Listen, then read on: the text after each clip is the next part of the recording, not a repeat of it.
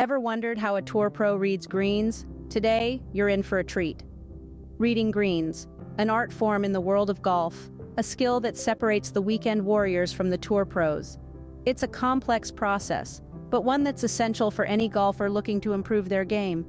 It's all about understanding the three main factors that influence the path of the ball: the overall shape and contour of the green, the direction of the grain, and the drainage patterns. Let's start with the overall shape and contour. The green isn't just a flat surface, it's full of ridges, tiers, swales, and subtle humps, all of which can drastically impact the ball's journey towards the hole. The speed of your putt plays a crucial role here. A slow putt will break more, influenced heavily by the green's contours. On the other hand, a fast putt will break less, essentially skimming over those tricky ridges and humps.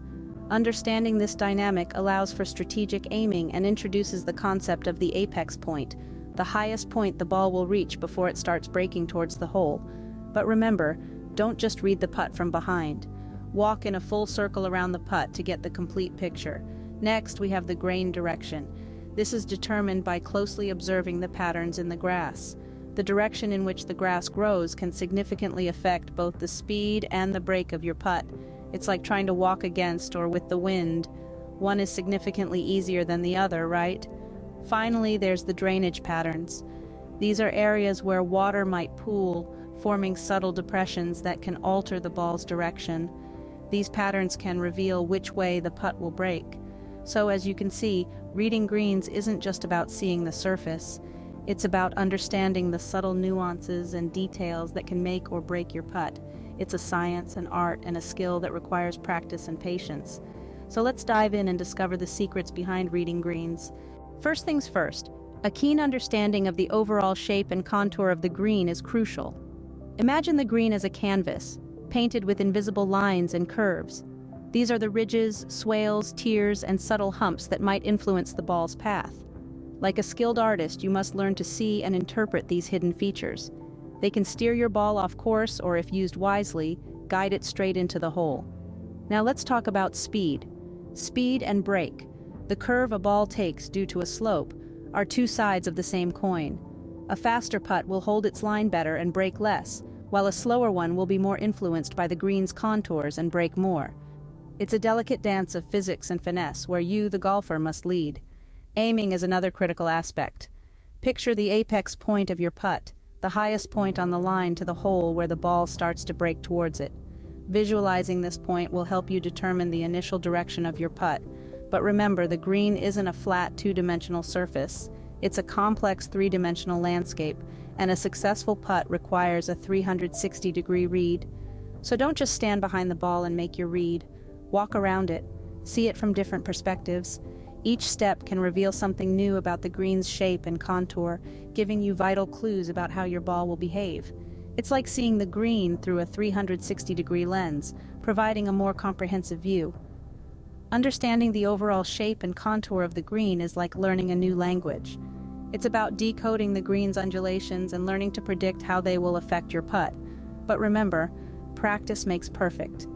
The more greens you read, the better you'll get at speaking their language and mastering their unique dialects. Now, having grasped the overall shape and contour, let's move on to the next important factor: grain direction.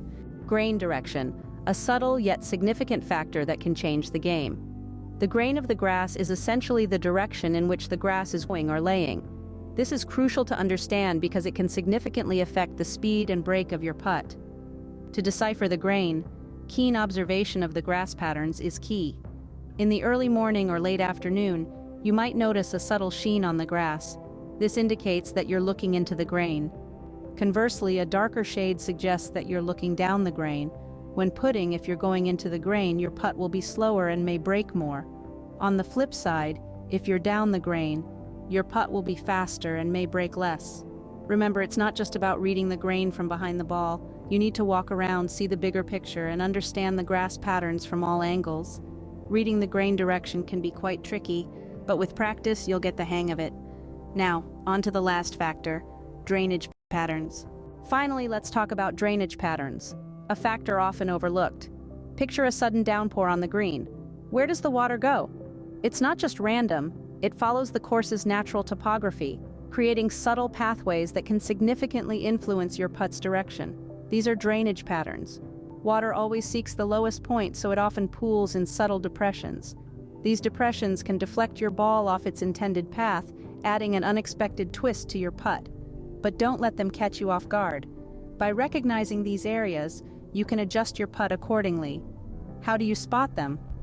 Well, look for signs of water erosion, or areas that seem to be a little lower than the rest of the green.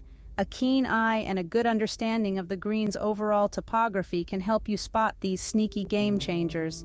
Understanding drainage patterns completes your toolkit for reading greens. Now, you're ready to take on any green like a tour pro.